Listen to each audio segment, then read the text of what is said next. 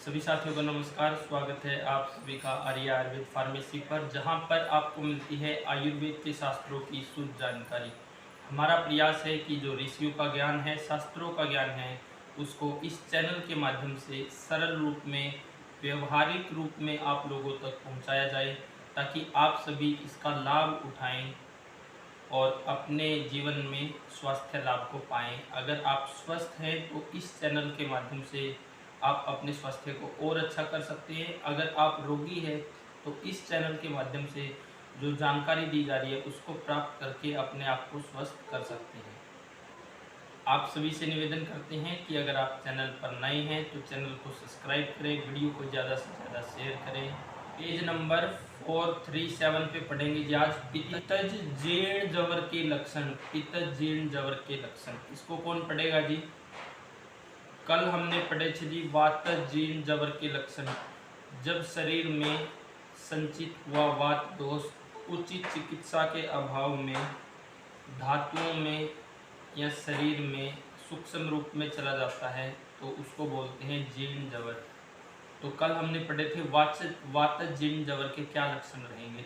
आज पढ़ेंगे जी पित्तज जीर्ण जवर के क्या लक्षण रहेंगे। अमित जी पढ़ो इसको।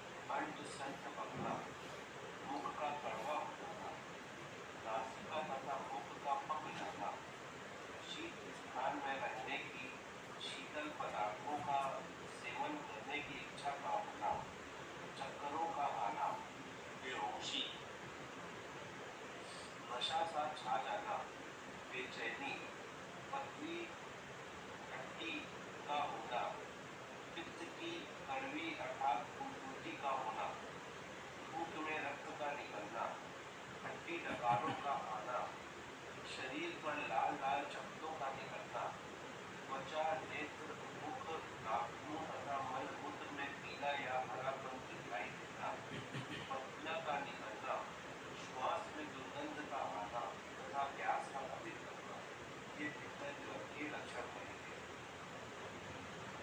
इसको उल्टे सिरे से पढ़ना शुरू करते हैं जी। अगर किसी व्यक्ति को अधिक प्यास लगने की समस्या है, ये समस्या बनेगी गर्मियों के समय में, ग्रीष्म ऋतु में या शरद ऋतु में जी। अधिक प्यास, बाकी ऋतुओं में भी सम प्रमाण से अधिक ही पानी पीना।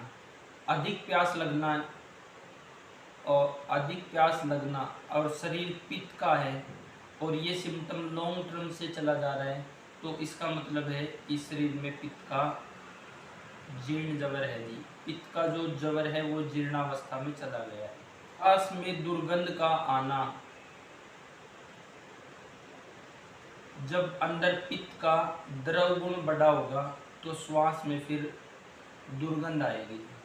अब जैसे कल पॉइंट डिस्कस कर रहे थे अमित जी की दांतों से या मुंह से दुर्गंध, खासकर पित्त वालों में जब द्रव गुण बढ़ा हो उस समय मुख से दुर्गंध आती है। और ये समस्या अगर लॉन्ग टर्म से चल रही है तो समझ लो जो पित्त है वो जीर्णावस्था में है। पसीना का निकलना, पसीना का मतलब अधिक पसीना आना। हमारे पास यहाँ एक ऐसा लड़का है जो मालिश करता है ना जिस मालिश करता है 1 घंटे तक स्नान करता है, तो घंटे में उसकी पूरी जो शर्ट है पसीने से गिल्ली हो जाती है। अधिक पसीना निकलना, जरूरत से ज़्यादा पसीना निकलना। कल वाले में हम पढ़ रहे थे वातज जीर्ण जवर में पसीना का ना निकलना, तो वात और कफ में रहेगा कि पसीना कम निकलेगा या नहीं निकलेगा। ऐसा क्यों होगा वो कल हमने कारण पढ़ लिए थे। और पित्त में है पसीने का अधिक निकलना, जितना ज़्यादा पित्त बढ़ा है उतना ही पसीने का अधिक निकलना। पसीना अधिक निकलना, प्यास अधिक लगना, ये जितने भी अब लक्षण पढ़ेंगे आगे फिर बीमारियां पढ़ेंगे तो लगभग हर बीमारियों में कॉमन से लक्षण मिलेंगे कि वात के शरीर में तो अकड़न, जकड़न, दर्द, जल्दी थकावट बनना, सुन्नापन होना, मन का उदास रहना, और पित्त में यही जलन होना, अधिक प्यास लगना, अधिक पसीना निकलना। त्वचा पे, नाखून पे, मुख में, नेत्र में हरापन या पीलापन। त्वचा में, नेत्र में, मुख में, नाखून में, इन पे हरापन लिए पीलापन होना, पीलापन और लालिमा ये होना, तो शरीर में पित्त बढ़ा है। और ये समस्या लॉन्ग टर्म से है, तो इसका मतलब है कि पित्त है जो वो जीर्णावस्था में है। आगे है लाल लाल चकत्तों का निकलना। ये समस्याएं बुखार के बाद भी आ जाती है, और ये समस्याएं कई बार वसंत ऋतु में भी आ जाती हैं, और ये समस्याएं शरद ऋतु में भी आ जाती है। तो इसमें अच्छे से डायग्नोस करना है। वसंत ऋतु में अगर ये आएगा लाल लाल चकत्तों का होना, तो रहेगा जी कफ की विकृति के कारण, कफ की दृष्टि के कारण। अगर शरद ऋतु में आ रहा है तो फिर पित्त की दृष्टि के कारण, क्योंकि वहाँ पे पित्त प्रकोप है। आगे है खट्टी डकारों का आना, यानी कि पेट में जलन भी बनना, और फिर जब द्रव गुण अधिक बढ़ा हो, उष्ण तीक्ष्ण और द्रव गुण अधिक बढ़ा हो, और खट्टी डकारों का आना, उष्ण तीक्ष्ण से जलन होगी, और जब खट्टी डकार भी आ रही है तो मतलब उसके अंदर द्रव गुण भी बढ़ आएगी। ये समस्या लॉन्ग टर्म से चल रही है, तो वहाँ पे जो पित्त है वो जीर्णावस्था में है, उसका प्रॉपर समुचित उपचार करने की जरूरत है। आगे है थूक में रक्त का निकलना। ये समस्या पित्तज कास में भी आती है जी, पित्तज कास, और जब रक्त धातु में जवर चला जाता है तब भी आती है। और रक्त में, थूक में रक्त का निकलना, ये अगर समस्या चल रही है तो इसमें हमने घबराना नहीं है कि ये क्या हो रहा है। यहाँ पे पित्त की चिकित्सा करने की जरूरत है। इसमें जैसे थूक में रक्त, वैसे तो पित्त वालों को ही निकलेगा, लेकिन कई बार कफ वालों को भी निकल सकता है। अब इसमें डिफरेंस क्या रहेगा?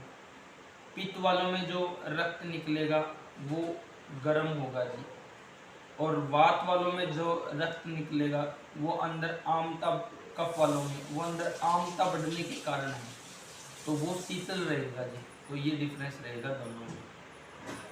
आगे है पित्त की कड़वी उल्टी का होना, यानी कि शरीर में द्रव गुण बढ़ा है, उसमें खट्टी डकार भी आ रही है, मुंह में पानी सा आ जाना खट्टा खट्टा, और फिर बहुत ज़्यादा द्रव गुण बढ़ा होगा तो उस केस में वोमिटिंग ही आ जाएगी जी, और वोमिटिंग आने के बाद ही रोगी रिलैक्स फील करेगा। तो पित्त में कड़वी उल्टी का आना, तो इसका मतलब है, और ये लॉन्ग टर्म से चल रहा है, तो इसका मतलब है कि शरीर में जो पित्त है वो जीर्णावस्था में चला गया है। इसकी संपूर्ण और समुचित चिकित्सा करने की जरूरत है। पतली टट्टी का होना, ये क्या रहेगा जी? जब आपका द्रव गुण है वो नीचे के मार्ग में उसका अनुलोमन हो गया है, जब वो कड़वी उल्टी के रूप में निकलेगा या खट्टी डकार के रूप में आएगा, तो जो पित्त है वो ऊपर की तरफ है जी, ऊपर की तरफ उसके वेग आ रहे हैं। और अगर ये जैसे पतली टट्टी का लिखा है इस तरह का होगा, तो इसमें फिर जो आपका द्रव गुण है वो बढ़ के नीचे की तरफ अनुलोमन हो गया इसका। पतली टट्टी का होना, इसमें ये क्यों बना है जी? क्योंकि पित्त के उष्ण है, तीक्ष्ण है और द्रव गुण है। इन गुणों के कारण ही पित्त वाले को नॉर्मली सम अवस्था में या पित्त के बड़े होने पर कब्ज की समस्या नहीं बनती जी, इन्हीं गुणों के कारण। पित्त का क्षय होने पर पित्त सम प्रमाण से कम हो गया है तब उसको बन सकती है, लेकिन सम रहने पर और पित्त के बढ़ने पर दोनों ही केस में जो है कब्ज की समस्या नहीं बनेगी। और जब द्रव गुण बढ़ेगा तो आमतौर पर लोगों में क्या है, मल है जो वो बिखरा हुआ आता है जी, मल प्रॉपर बंधा हुआ नहीं आता, जैसे इसमें लिखा है पतली टट्टी की तरह, तो इसमें बिखरा हुआ और उसमें जलियांश अधिक रहेगा। तो ये स्थिति रहेगी अगर पित्त का द्रव गुण है जो वो नीचे की तरफ निकल रहा है। एक व्यक्ति को पित्त का द्रव गुण बड़ा हो सकता है, लेकिन वो कभी भी खट्टी डकार या उल्टी आना ऐसी स्थिति महसूस नहीं कर रहा है, लेकिन लंबे समय से उसका जो मल है उसमें जलियांश अधिक है, लिक्विडिटी अधिक है, बिखरा हुआ है, तो ऐसी स्थिति में उसका जो द्रव गुण है वो नीचे की तरफ अनुलोम है। इसमें तो बढ़ा हुआ है जी, इसमें तो बढ़ा हुआ है, पित्त का द्रव गुण बढ़ा हुआ है जी।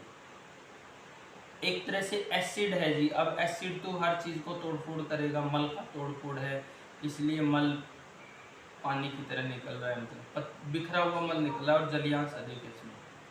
दो चीजें बताई ना कि क्षय होने से ऐसा होता है। क्षय होने से देखो, दो चीजें ये बताई है कि अगर पित्त का क्षय होगा तो कब्ज बनेगी, अगर पित्त का क्षय होगा, और पित्त अगर सम प्रमाण में है या बड़ा है तो कब्ज होगी ही नहीं पित्त वाले को। तो कब्ज एक ही कंडीशन में बनेगी, अगर पित्त का क्षय होगा तो। यहाँ हम पढ़ रहे हैं वृद्धि। पित्त क्या, जब द्रव गुण बढ़ा है तो उसमें मल बिखरा हुआ आएगा, मल में जलियांश की अधिकता रहेगी उसमें, तो ये सिस्टम रहेगा जी। जब लंबे समय से ऐसा है और व्यक्ति को खट्टी डकार या उल्टी आना इस तरह की फील भी नहीं कर रहा है, लेकिन मल ऐसा आ रहा है, तो वहाँ पे फिर उसकी चिकित्सा करने की जरूरत है। पित्त है जो वो जीर्णावस्था में चला गया है।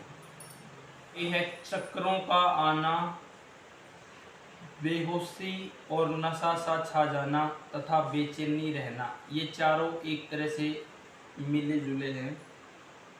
चक्रों का आना, जब तीक्ष्ण और द्रव गुण बढ़ा रहेगा तो इस स्थिति में चक्कर आएंगे जी। बेहोशी भी इसी स्थिति में होगी जी। और द्रव गुण बढ़े पे नशा सा छा जाना ऐसा रहेगा जी, मतलब वो सुस्त सा रहेगा। और बेचैनी होगी जी, उष्ण और तीक्ष्ण गुण बढ़ने पे, खासकर तीक्ष्ण गुण पे, उष्ण पे भी रहेगी, उष्ण और तीक्ष्ण गुण बढ़ने पे बेचैनी होना, गुस्सा आना, अधिक क्रोध आना, ये सब सिम्टम रहेंगे। गुस्सा तीनों ही प्रकृति के लोगों को आता है, लेकिन अपने अपने हेतु होते हैं। पित्त वाले को गुस्सा अगर पित्त सम प्रमाण में है तो तभी आएगा जब गलत व्यवस्थाएं चल रही है। कफ वाले को आएगा जब उसके आराम में बाधा है, और वात वाले को आएगा ईर्ष्या द्वेष का गुस्सा। आगे है शीतल स्थान में रहने की इच्छा का होना। जब शरीर में उष्ण गुण बढ़ा है, तीक्ष्ण गुण बढ़ा है या द्रव गुण बढ़ा है, शरीर टेम्परेचर फील कर रहा है, शरीर में अधिक पसीना निकल रहा है, तो फिर शीतल स्थान में रहने की इच्छा होगी। इसको आयुर्वेद में उपशय बोलते हैं, मतलब जैसी संप्राप्ति आपके शरीर में बन रही है उसके विपरीत आहार विहार करने की इच्छा का होना, तो पदार्थों के सेवन करने की इच्छा का होना। अब मान लो एक व्यक्ति धूप में काम करके आया है जी, घंटा 2 घंटा, तो वहां से आने के बाद उसका गर्म खाने की इच्छा होगी कि शीतल खाने की इच्छा होगी?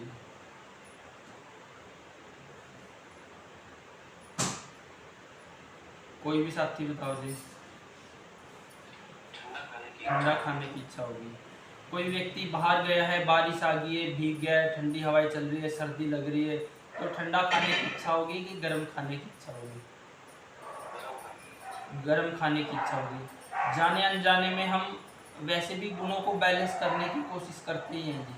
सर्दियों में हम गर्म कपड़े पहनेंगे क्योंकि शीत गुण बढ़ा है, गर्मियों में हम सूती हल्के कपड़े पहनेंगे क्योंकि वहाँ पे उष्ण गुण बढ़ा है। बारिश में भीग गए हैं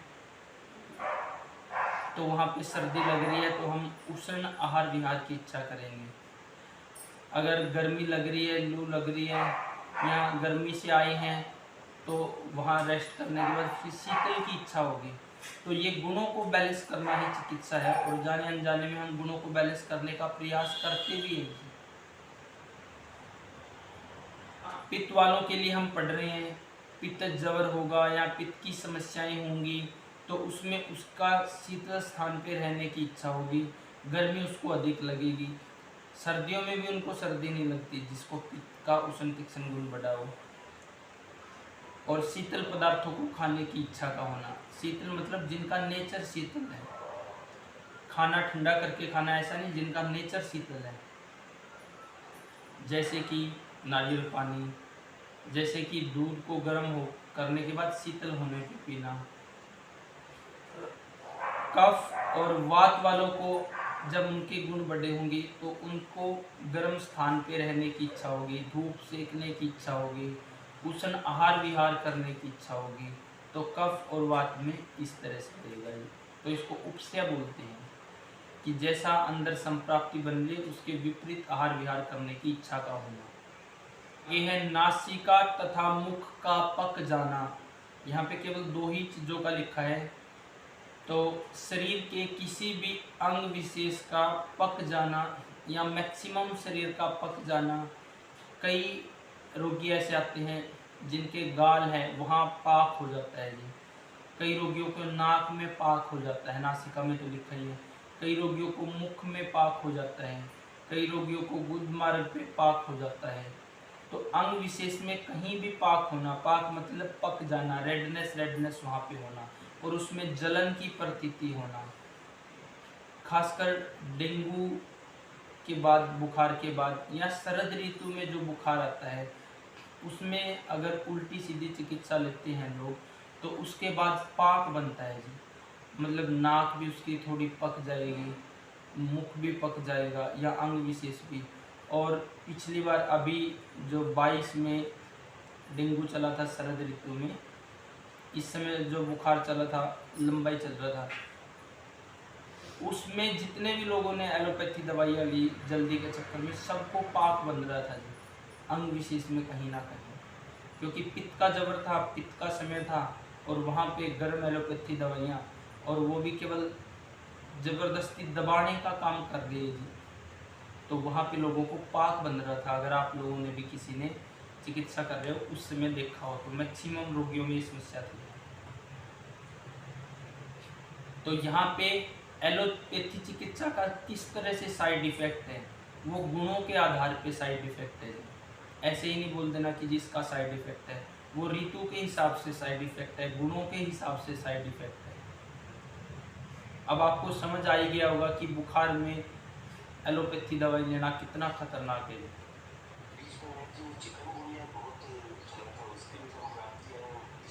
हाँ, उसकी भी इसी तरह की थी। मैक्सिमम लोगों में अगर आपने देखा हो जिन्होंने एलोपैथी खाई है तो उनको पाक था जी वहाँ पे। अमित जी,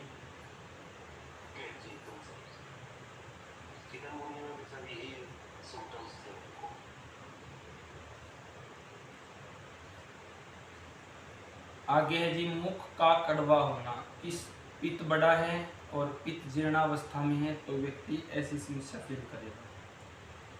आगे है अंट संट बकना। वात में भी हमने ये लक्षण पढ़ा था और पित्त में भी ये लक्षण पढ़ रहे हैं, कफ में नहीं ये लक्षण आएगा, क्योंकि जब वात और पित्त बड़ा हो, खासकर पित्त का उष्ण तीक्ष्ण और द्रव्य या तीनों में से कोई विशेष गुण बड़ा हो तो फिर व्यक्ति को जल्दी क्रोध आता है, जल्दी क्रोध आना, बिना वजह के भी क्रोध आना। तो ऐसी स्थिति में मतलब वो बड़बड़ाता रहना, ये है जी अंट संट बकना। यह है एक साथ सभी अंगों में जवर का फैल जाना। इसमें जो जीर्णावस्था है इसमें रोगी क्या समस्याएं फील करेगा जी? जलन होना, अधिक प्यास लगना, अधिक भूख लगना, अधिक पसीना निकलना, पसीने में से दुर्गंध आना, मुख में से दुर्गंध आना, मल में से भी दुर्गंध आना। तो ये सिम्टम रहेंगे जी कि पित्त है जो वो जीर्णावस्था में है जी।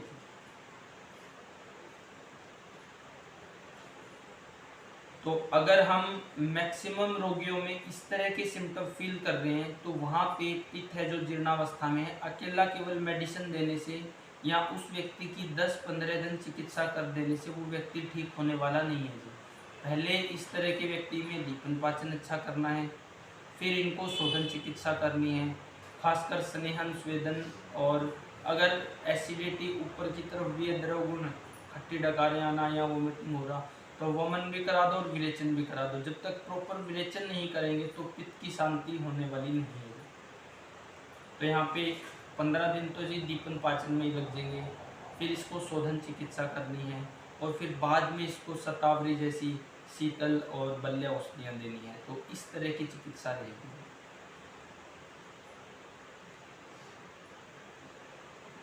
तो ये लक्षण या इनमें से कोई 1, 2, 4, 5 लक्षण लेकर अगर रोगी आप लोगों के सामने आ रहा है तो आपने देखना है जी कि ये समस्याएं कितनी पुरानी हैं।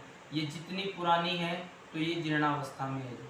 अब ये नहीं सोचना कि इसको 6 साल से एसिडिटी क्यों बन रही है, इसको 2 साल से अधिक प्यास क्यों लग रही है, इसको अधिक पसीना क्यों आ रहा है, इसके पसीने में या मुख से दुर्गंध क्यों आ रही है। तो ये जितनी भी समस्याएं हम पढ़ रहे हैं मैक्सिमम लोगों में ये लॉन्ग टर्म में ही चलती हुई मिलती है। तो उनका जो पित्त है वो जीर्णावस्था में चला गया है। तो यहाँ पे बिना शोधन चिकित्सा के बात नहीं बनेगी। मार्गदर्शन और अमृतोत्तर सब चीज़ें देने की जरूरत नहीं पड़ेगी। देखो बुखार में नवजवर में वो सब दिया जाएगा जी, नवजवर में अच्छा केवल नवजवर में ही दिया जाएगा। अच्छा हाँ की जरूरत नहीं। जीर्ण जवर में फिर आगे पढ़ेंगे चिकित्सा में। अभी हम शुरुआत में पहचान रहे हैं कि नव जवर कौन सा है, विषम जवर कौन सा है, जीर्ण जवर कौन सा है। आगे जब चिकित्सा में पढ़ेंगे तो जीर्ण जवर तो फिर शरीर में वो लंबा फैल चुका है ना जी, वहाँ पे शोधन चिकित्सा की जरूरत है। वहाँ अग्नि के बल को बैलेंस में ला के दीपन पाचन करके, चाहे वो वात का हो, चाहे वो कफ का हो, चाहे वो पित्त का हो, जो मेडिसिन लिखवाई थी उनके थ्रू दीपन पाचन करके उनके गुणों को ऋतुओं को समझते हुए और फिर उस व्यक्ति में शोधन चिकित्सा की जरूरत होगी।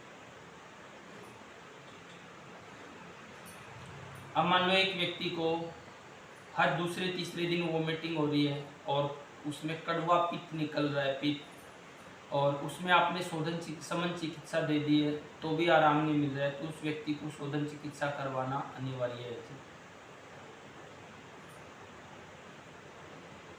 मैंने अभी ऐसे ही जो है ये वासा गुरुचारी और अमृतोत्तर दोनों 2 दिन पहले मंगवा लिया और मैं लगातार उसका सेवन कर रहा हूँ। मैं भी किया और वाइफ को भी दिया, मुझे बहुत आराम लगा। हो सकता है कि अंदर में ज्वर होगा, इस वजह से ही होगा। और आज तक कभी मेरे को इतने सालों से ना मुख में लार नहीं आती थी, कम थी, अचानक से ना पर्याप्त मात्रा में लार आने लगी और कफ पूरा का पूरा हट गया। ऐसा लग रहा है शरीर में ताकत अपने आप आ गई, ऐसा बिल्कुल। चलो वो केस डिस्कस करते हैं जी, जिसका कल बात करी थी सिंपल जी ने। देखो इसमें ये ले तो सकते हो लेकिन ये इसकी प्रॉपर चिकित्सा नहीं है जी। ये चिकित्सा है नवजवर की, कि नवजवर आया है, लंघन करना है, महासुदर्शन काढ़ा लेना है, अग्नि का बल अच्छा करना है, फिर हमने वासा और अमृतोत्तर किनको देना है, कम से कम 5 साल से ऊपर के बच्चों को देना है, क्योंकि ये कड़वी बहुत है अमित जी, आपने अगर टेस्ट देखा होगा तो। 5 साल से छोटे बच्चे तो ले नहीं पाएंगे इनको, तो वो मीटिंग ही कर देंगे।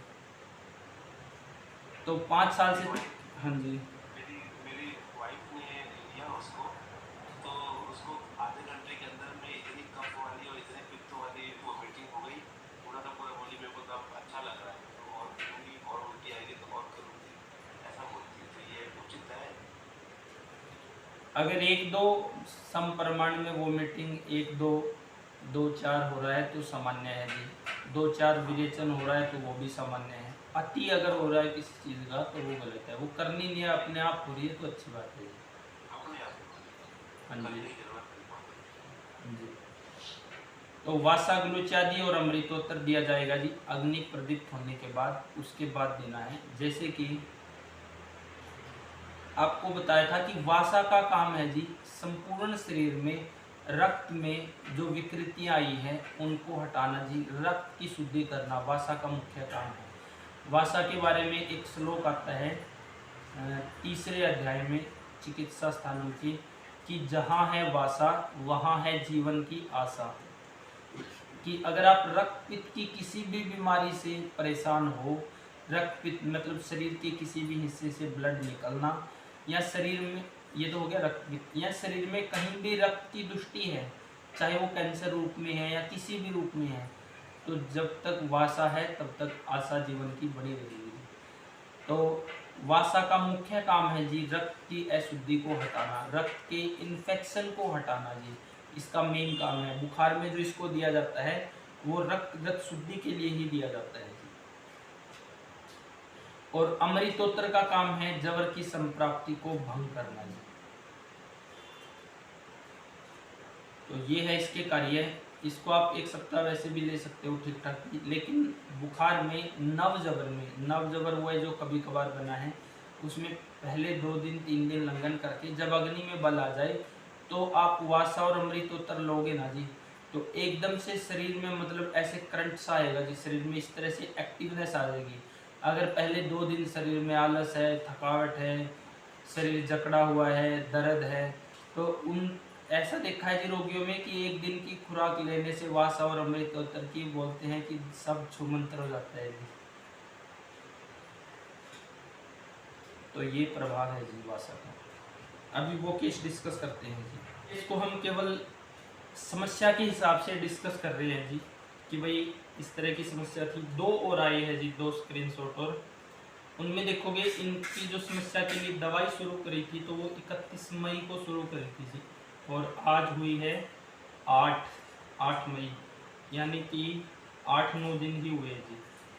और इनको ज़बरदस्त अग्नि मंद की समस्या थी जी, और मल पूरी तरह से बिखरा हुआ और उसमें ज़बरदस्त आम आ रहा था, और ये भी मतलब वैध ही है और अपनी फार्मेसी की दवाइयाँ बनाती हैं। दवाइयाँ मैंने इनको एक कंडीशन पे दी थी जी, क्योंकि इनको 6 महीने पहले बुखार आया था और बुखार के बाद ये शरीर में ये अग्निमांद बढ़ता चला गया। मतलब अब तो ऐसा हो गया था कि पिछले 20 दिन से, जिस दिन ये मेरे पास आए थे उससे 20 दिन से ये घर से बाहर नहीं निकले थे जी, इतनी मतलब कमजोरी फील करते थे।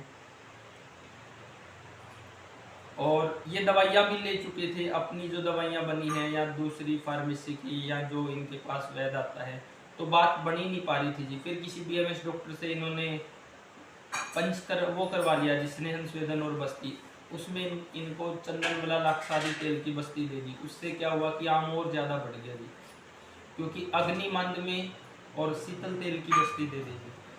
तो ये जब अपने पास आए तो हर दवाई का रेफर उतार के इनको दिया जी, क्योंकि अगर रेफर लगाओ तो व्यक्ति को लगता है कि मैंने ये दवाई तो पहले पी ली है, इससे कुछ नहीं होगा, मतलब अंदर से एक भावना नहीं बन पाती है।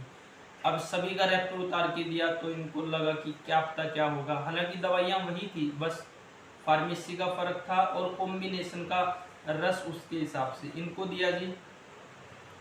खाने से 1 घंटा पहले 10 मोलारिस्ट और आधा घंटा पहले उमा डाइजेस्ट की 2 टैबलेट चूसने के लिए, और खाने के बाद इनको दिया वासा और अमृतोत्तर, वासा और आरोग्यवटी, सिर्फ 4 मेडिसिन दी थी।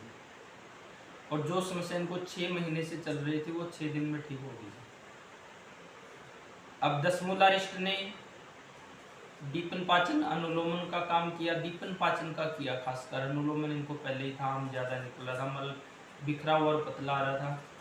और उमा डाइजेस्ट ने भी दीपन पाचन का ही किया। और फिर वासा और आरोग्यवटी, आरोग्य का काम है सारकीट विभाजन को अच्छा करना, और वासा जब उसके साथ दिया तो उसने स्तंभन करने का काम किया, क्योंकि कसाय रस है तो स्तंभन करता है, तो उससे मल है जो वो पूरी तरह से बंध गया और पाचन अच्छा हो गया। और आज के समय में भूख ऐसी लग रही है कि तीनों टाइम ही मतलब 5-5 रोटी खा सकते हैं जी।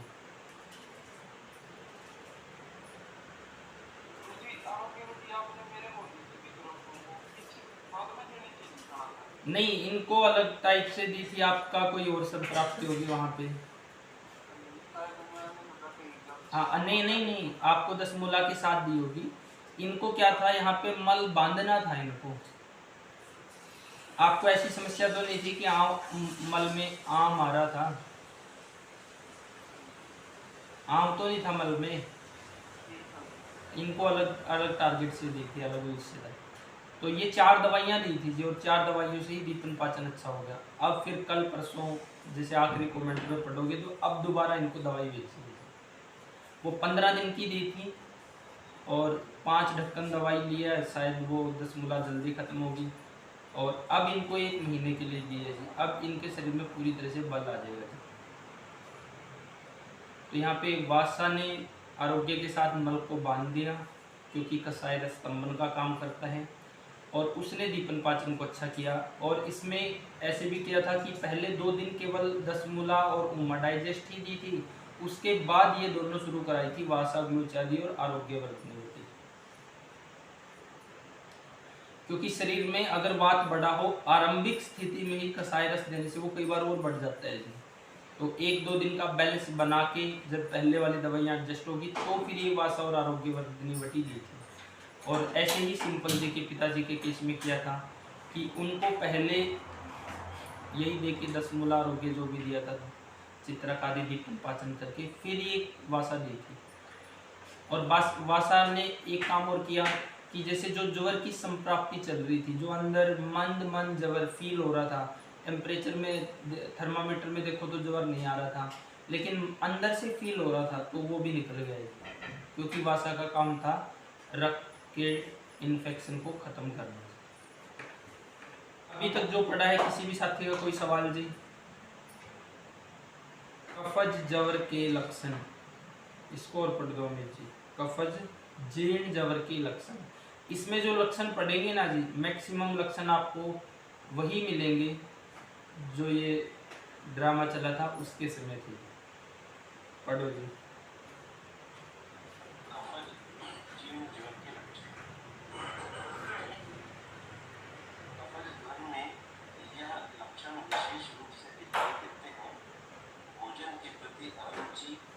शरीर में जड़ता, रसवाही तथा स्वेदवाही स्रोतों में रुकावट, जल के वेग का मंद पड़ जाना, मुख में लार का निकलना, मुख में स्वाद का मीठा होना, हृदय प्रदेश में कफ की अधिकता तथा कफ से लिपा हुआ सा लगना, श्वास क्षय, सर्दी, काश, अंगों में जकड़न, त्वचा, नेत्र, मुख, नखों तथा मल मूत्र में सफेदी का दिखाई देना, अंगों अर्थात गर्दन, छाती तथा पेट में शीत, न पकने वाली पीठिकाओं, सफेद वर्ण की फुंसियों का निकल जाना, तंद्रा अर्थात बुढ़ाई तथा दर्द का होना।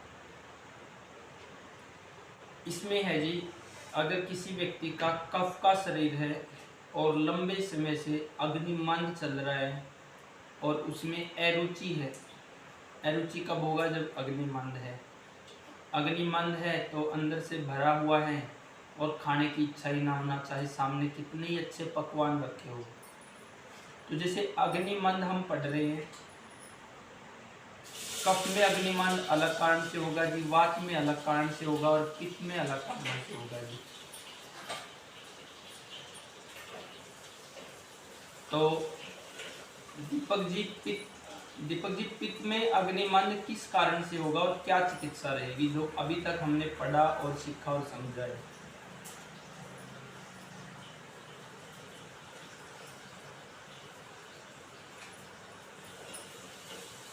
दीपक जी, पित्त में अग्निमंद किस केस में होगा, कब होगा, किन कंडीशन में होगा?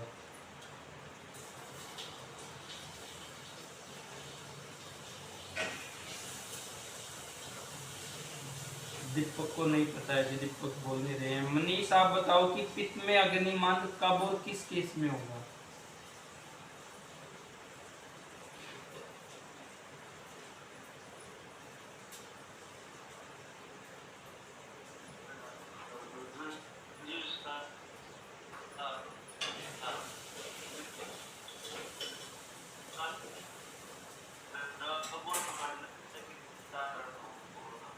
अग्निमंद होगा द्रव गुण बढ़ जाने के कारण। तो चिकित्सा क्या करेंगे जी? आपके पास रोगी आ गया, इतना पढ़ लिया है, अपने शरीर को समझ लिया है, गुणों को समझ लिया है, मेडिसिन को समझ लिया है, आपके पास रोगी आ गया, तो आप उसको क्या सुझाव दोगे? क्या सुझाव दोगे या क्या मेडिसिन दोगे?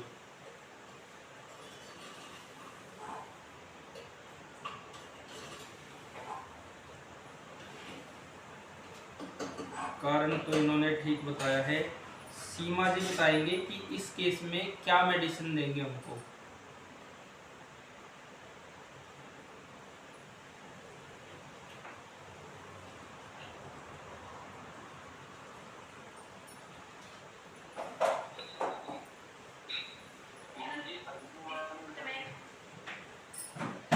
हाँ जी बोलो। सर द्रवगुण के शीतल औषधि देंगे, शीतल और रुक्षतर जो द्रवगुण को सुखाएंगे, ठीक है, और फिर अग्नि दीपन के लिए भी औषधि देंगे। कौन सी औषधियाँ देंगे?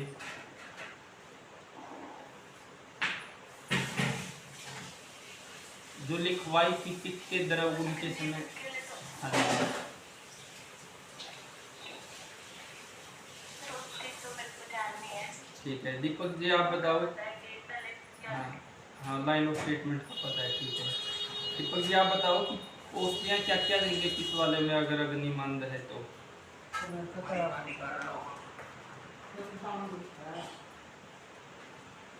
परिपाठी काढ़ा, और क्या देंगे जी?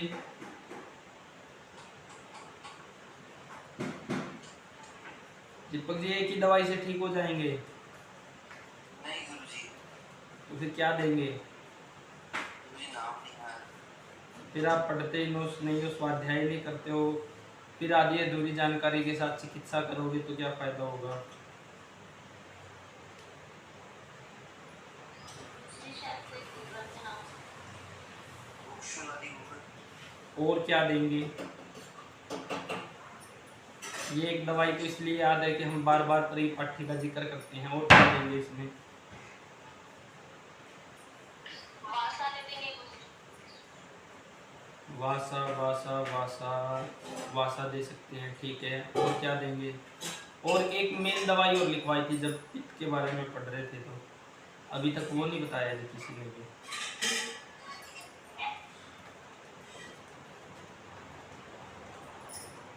अमित जी आप बताओ क्या देंगे? हाँ प्रवीण जी बताओ आप। पढ़ने के लिए पूरे मालिका।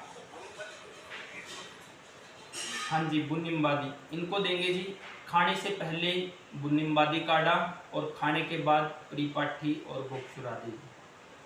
तो पित्त का उष्ण तीक्ष्ण या द्रव गुण बढ़ा है तो उस केस में बुनिम्बादी काढ़ा दीपन पाचन का काम करेगा।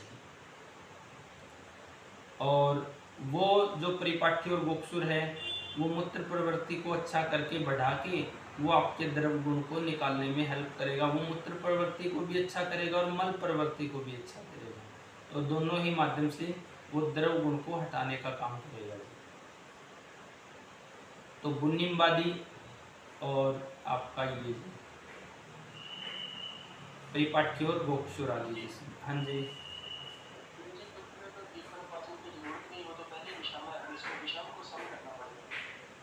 मतलब अग्नि मंद है जी द्रव गुण बढ़ने के कारण। जैसे कि अग्नि के ऊपर अगर हम गर्म जल डाल देते हैं तो वो बुझ जाती है, तो इसी तरह से पित्त में अग्नि मंद है जी द्रव गुण बड़ा होने के कारण।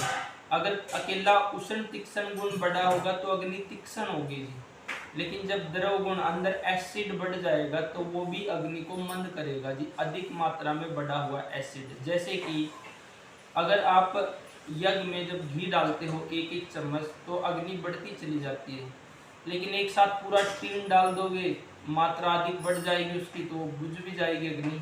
ऐसे ही जो शरीर में अंदर द्रव गुण बढ़ा है, एसिड है, अगर वो सम परिमाण में है तो वो अच्छा पाचन करेगा, लेकिन वो बढ़ जाएगा तो फिर वो अग्नि मंद भी करेगा, तो पाचन को खत्म कर देगा रेशम जिस तरह से। तो इस केस में हम ये देंगे जी बुनिम्बादी, परिपाठी और गोक्षुर। और अब हम पढ़ रहे हैं, हाँ जी प्रियंका जी ने बताया था ठीक है जी। और अब हम मदर का केस डिस्कस किया था ना कल, तो उसमें ये सब चीजें उन्होंने बताई। हाँ जी, इसलिए परिपाठी तो सबको याद था जी क्योंकि कई बार डिस्कस कर लिया था। मेन इसमें बुनिम्बादी था, जब अग्नि मानता है पित्त में तो वहाँ बुनिम्बादी दिया जाएगा।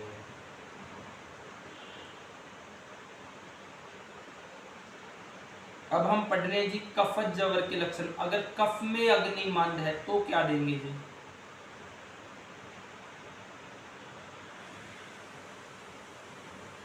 कफ में अग्निमंद है, आपके पास रोगी आ गया है, कफ का शरीर अग्निमंद है।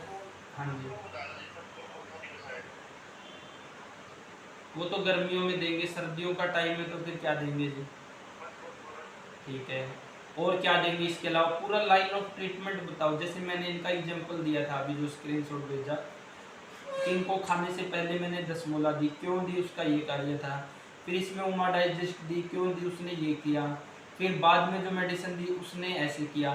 तो आपको जब हर एक मेडिसिन का पता होगा ना कि ये अंदर जाके ऐसा काम करेगी, तो तभी तो आप रोगी की समस्या समझ के कॉन्फिडेंस से दे पाओगे। एक एक दवाई का नाम बताओगे तो आपके अंदर एक डर रहेगा। तो कफ में एक लाइन ऑफ ट्रीटमेंट बताओ जी, कफ में हम क्या क्या देंगे? अग्निमान चल रहा है तो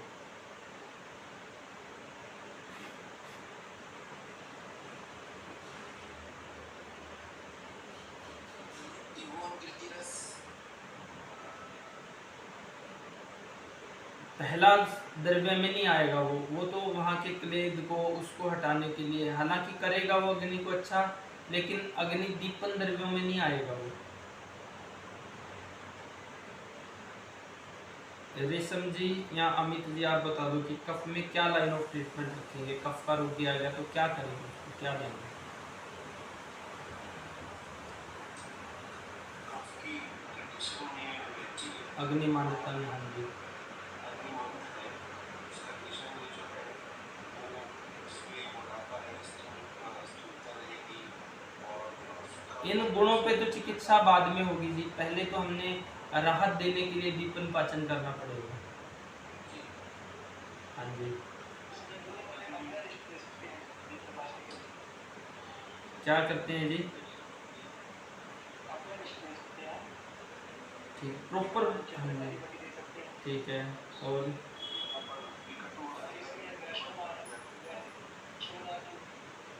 ठीक है, किस समय रोगी को क्या दोगे आप अपने हिसाब से?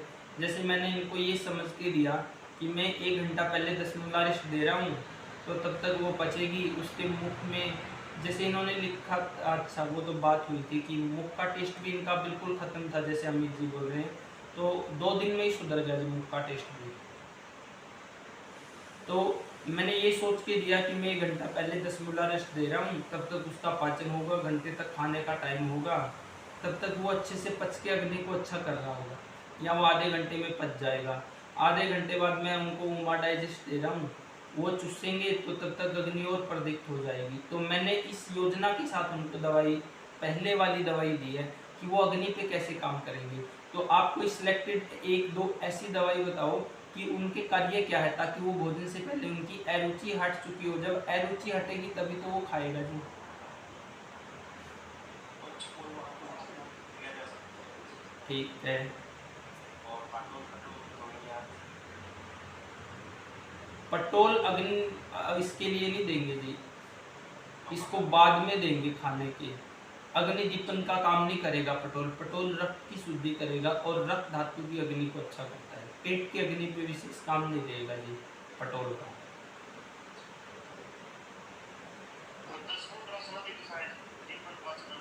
ये अच्छा इन्होंने सोचा है जी। और बताओ, इतना पढ़ चुके हैं जी, इतना डिटेल में पढ़। हाँ जी, ठीक है, इतना पढ़ चुके हैं जी। अब हम तीसरे महीने में एंटर हो चुके हैं, तो कम से कम हम इतना तो कर सकें कि अपने पास, अपने रिश्तेदारों में, अपने परिजन में किसी की अग्नि मंद है, वो वात का भी हो सकता है, पित्त का भी और कफ का भी। अगर बड़ी बीमारियों को नहीं ठीक पा रहे, कम से कम अग्नि मंद तो ठीक कर दे जी, क्योंकि 80% बीमारियां दीपन पाचन करने से ही ठीक हो जाती है। और वही जब दीपन पाचन अनुलोमन ना हो तो आगे बड़ी बीमारियों में कन्वर्ट होती है। तो 2-3 औषधियाँ बहुत अच्छी बताई है प्रवीण ने। और किसी का कोई विचार जी, यहाँ क्या दे सकते हैं? जो आपने औषधियाँ पढ़ी है उनके कार्य पढ़ा है उनके हिसाब से।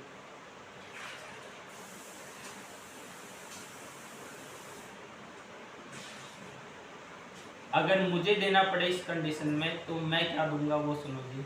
मैं इनको खाने से 1 घंटा पहले 10 मूलारिष्ट और आरोग्यवर्धनी वटी दूंगा।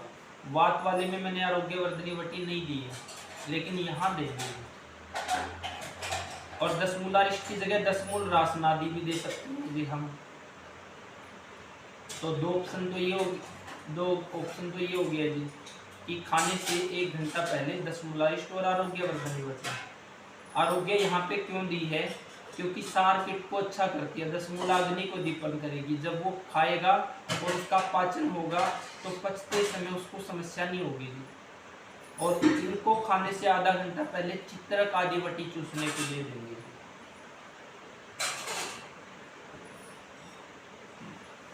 और खाने के बाद में इनको और दशमूल के साथ इनको पंचकोल भी दे सकते हैं जी, दोनों का मिक्सअप करके ऐसा भी कर सकते हैं, या पंचकोल को खाने के बाद कर सकते हैं। अगर आप चित्रक आदि नहीं दे रहे हो तो वैश्वनाथ चूर्ण भी यहाँ पे दे सकते हो। तो दशमूलारिष्ट या दशमूल रासन आदि कसाय, उसके साथ में आरोग्यवर्धनी वटी खाने से 1 घंटा पहले या 1.5 घंटा पहले, और खाने से आधा घंटा पहले चित्रक आदि वटी या फिर आप वैश्वनाथ चूर्ण, और खाने के बाद में फिर आपका नंबर आएगा जी पंचकोल कुल्थादि कसाय या त्रिभुवन कीर्ति रस का, अगर आप कफ में दीपन पाचन करना चाह रहे हो तो। और पटोल है या सुंठी है, ये सब बाद में ऐड होंगे जी। हाँ जी,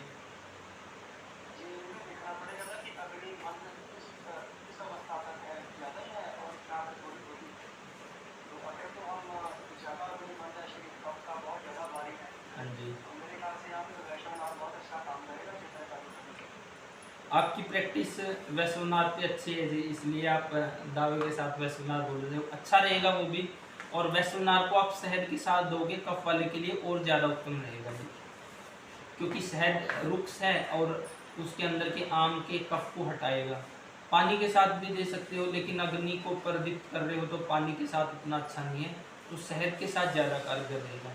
चित्रक आदि भी अच्छा काम करेगी जी, उसको चूसने से वो मुंह से ही टेस्ट और बोधक कफ को अच्छा करती चली जाएगी। दोनों ही इक्वल द्रव्य है रेशम जी, आपकी उस पर प्रैक्टिस अच्छी है वैश्वनाथ पे, इसलिए आप इतना कॉन्फिडेंस से बोल रहे हो, अच्छा है वो भी।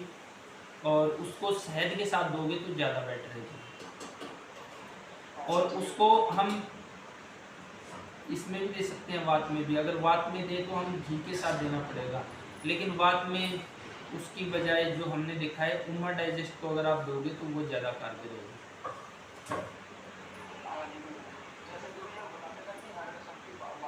हाँ जी, हाँ जी,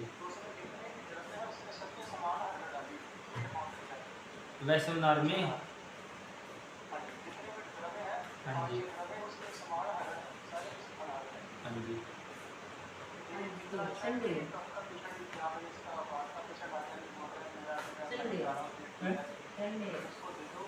तो इस तरह से प्रैक्टिस करने का ये फ़ायदा है जी। जैसे कि अब रेशम जी इतनी अच्छी इसके ऊपर प्रैक्टिस कर रहे हैं, परिणाम है। और जैसे चित्रक का भी बताया मैंने, जब ऐसे द्रव्य आपके पास होंगे तो रोगी पहले ही उसमें ठीक होगा जी, उसको नुकसान नहीं होगा जी। तो इस तरह से हमने इन, अगर हम अभी तक इतना भी नहीं समझ पा रहे हैं या बता नहीं पा रहे हैं तो फिर बहुत पीछे हो जी आप लोग, या तो फिर मैं फास्ट पढ़ाते चला जा रहा हूँ, वो इसलिए कि आप लोगों ने बोला था कि 6 के 6 दिन पढ़ाओ। इसमें 2-3 साथियों ने ही बताया कि क्या कर सकते हैं अग्निमांद में, अमित ने, रेशम ने और प्रवीण ने भी कुछ अच्छा बताया, बाकियों ने नहीं बताया।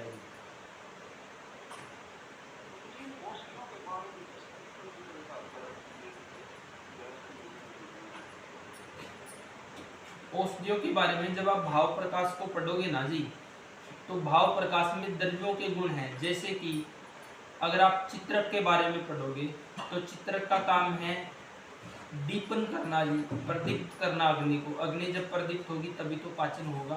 तो जब यहाँ आपको द्रव्यों की समझ होगी तो फिर द्रव्यों के हिसाब से आप किसी भी औषधि को सिलेक्ट करोगे। अब वासा ग्लूचादी कसाय, वासा में क्या है, गिलोय भी है, लेकिन वासा का इस्तेमाल किस पर्पज से कर रहे हैं? वासा रक्त पित्त की मुख्य औषधि है। वासा जो अडुसा है वो रक्त की दृष्टि को हटाने के लिए सर्वश्रेष्ठ है, पटोल रस की दृष्टि को हटाने के लिए सर्वश्रेष्ठ है। जब हम द्रव्यों को पढ़ेंगे ना जी, तो द्रव्यों के हिसाब से अगर औषधि का चयन करेंगे तो वो बेटर रहेगा। आगे जब क्या बोला आपने जी, जो आपने पित्त पापड़ा बोला था ना जी, वो एक अलग औषधि है और परिपाठ एक अलग औषधि है, दोनों ही अलग अलग है जी। आप आज जो बोला मेरे को वो ना क्योंकि इसमें ना सांडू की जो परिपाटी कहा है उसको लिखा हुआ नहीं है, गूगल में सर्च करो तो अलग अलग। चलो बता देंगे जी आपको उसके बाद। तो आपका क्या नाम था ये? विक्रम। विक्रम, आपने औषधियों के ऊपर जाना है, औषधियों के कार्य को देखना है, उसके हिसाब से अपने मेडिसिन का सिलेक्शन करना है। जैसे कि आगे हम निदान और चिकित्सा को पढ़ेंगे ना, तो वहाँ सब कुछ यही आएगा जी औषधियों के बारे में। अब वासा को इसलिए इस्तेमाल करते हैं जी, अमृतोत्तर में भी गिलोय है, वासा में भी गिलोय है, तो फिर दोनों में से कोई एक ही इस्तेमाल करें जब दोनों में गिलोय है, लेकिन उसका कार्य अलग है, उसका कार्य अलग है। वासा में मुख्य अडुसा है और अडुसा रक्त पुष्टि और रक्त स्तंभन, रक्त को अच्छा करने का काम करती है।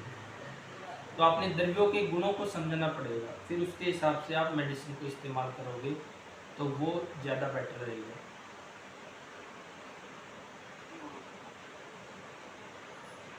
तो अभी जैसे आप लोगों से जो सवाल पूछे हैं जी, तो आप अग्नि दीपन को भी अच्छा नहीं कर पा रहे हो जी, मतलब 2-3 साथियों को छोड़ के बाकियों ने जवाब ही नहीं दिया है जी, कुछ भूल गए हैं। तो इसका मतलब है कि पढ़ हम फास्ट से रहे हैं। इससे क्या होगा कि जब तक आप सुन रहे हो तब तक तो आपको अच्छा लगेगा, लेकिन 10 दिन बाद यही कंडीशन है जी, भूल जाओगे। इससे अच्छा है कि स्लो पढ़ो, लेकिन हर चीज़ को रिवाइज करते हुए पढ़ो जी।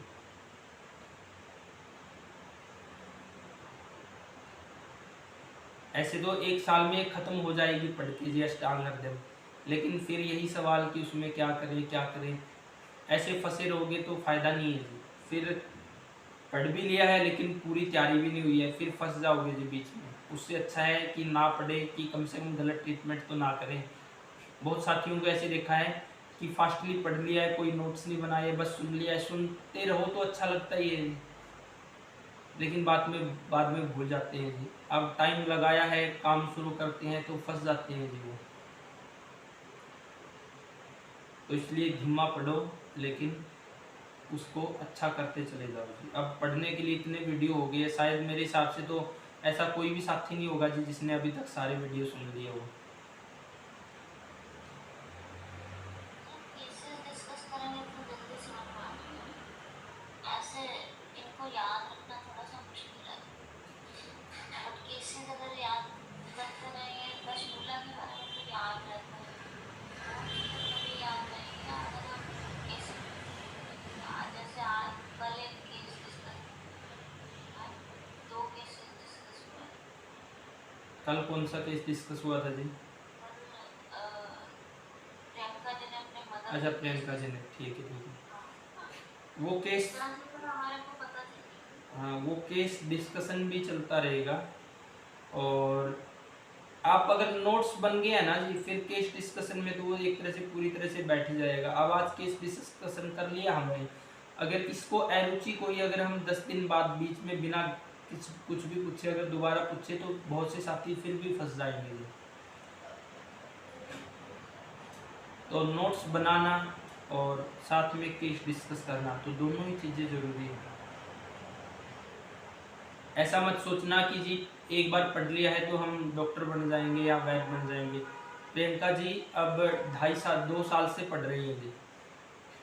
21 के सितंबर में, अगस्त में इन्होंने पढ़ना शुरू किया था, अब 2 साल हो जाएंगे और लगभग हर बैच इन्होंने लगाए हैं। अब ये ऐसी स्थिति में है कि अपना इंडिपेंडेंट काम शुरू कर सकते हैं बिना हेल्प के। एक बार आपने पढ़ लिया, सुन लिया, आपको सही गलत की समझ हो जाएगी। जब तक सुन रहे हो अच्छा भी लगेगा, लेकिन इंडिपेंडेंट डिसीजन नहीं ले पाओगे। क्यों प्रियंका जी? कि काफ़ी सारे मतलब पेशेंट जब आते हैं तो बहुत सारे लोगों की अलग अलग प्रॉब्लम्स आती हैं, और कोई कुछ किसी प्रॉब्लम के साथ में किसी को कुछ और हो रहा है, किसी को कुछ और हो रहा है, तो वहाँ डिफ्रेंशिएट करना बहुत बारीकी से बहुत इम्पोर्टेंट हो जाता है। और उसके साथ साथ द्रव्यों के बारे में पता हो, दवाइयों के अंदर क्या क्या द्रव्य डले हुए हैं, कौन सा द्रव्य कहाँ यूज़ करना है, कैसे यूज़ करना है,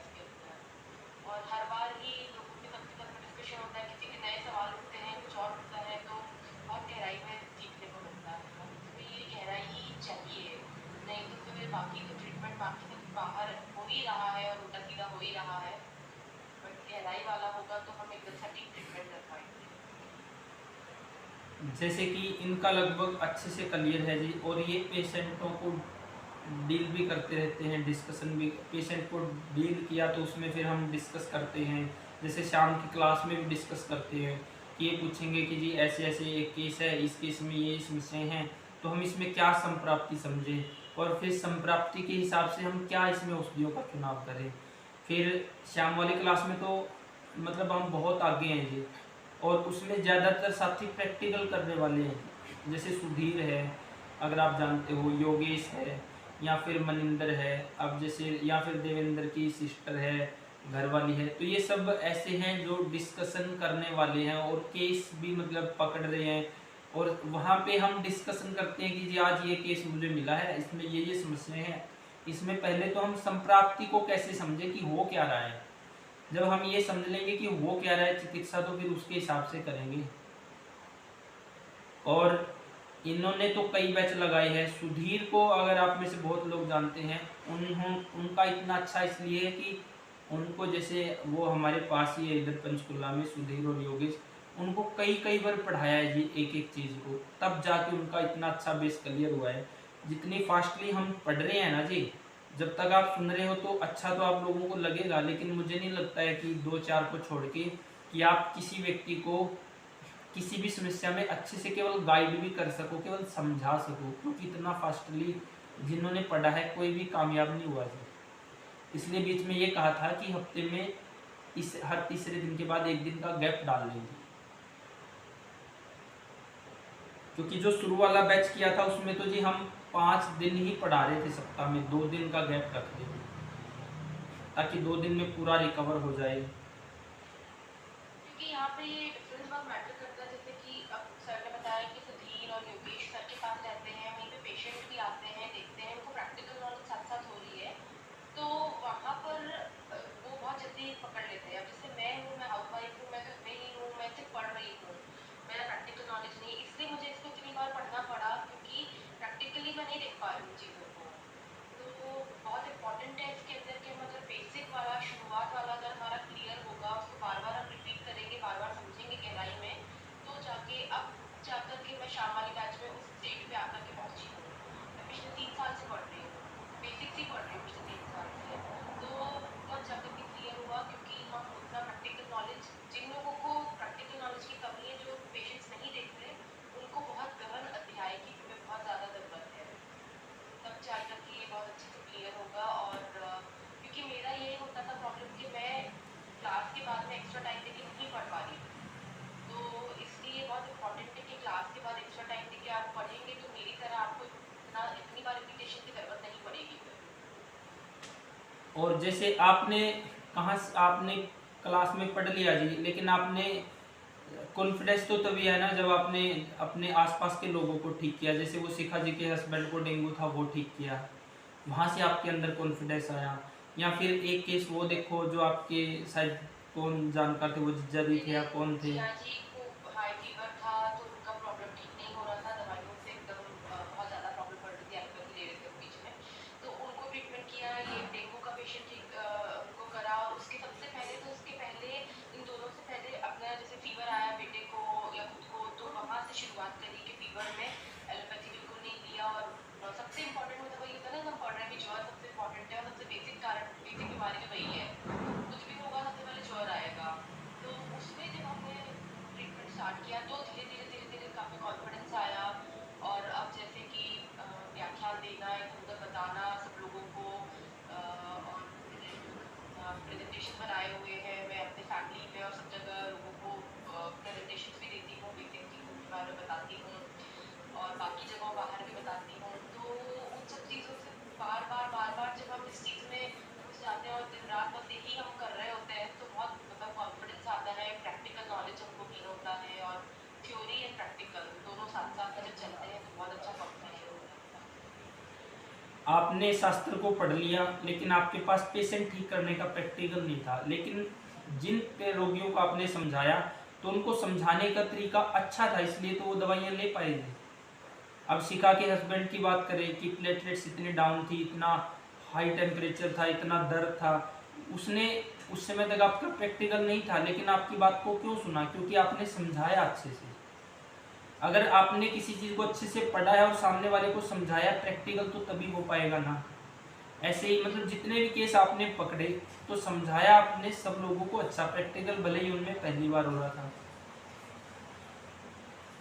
कि आपका खुद का स्वाध्याय इतना अच्छा था कि आप अगलों को अच्छे से समझा पाए, उनके अंदर की समस्या समझा पाए, तभी तो वो ट्रीटमेंट ले पाए।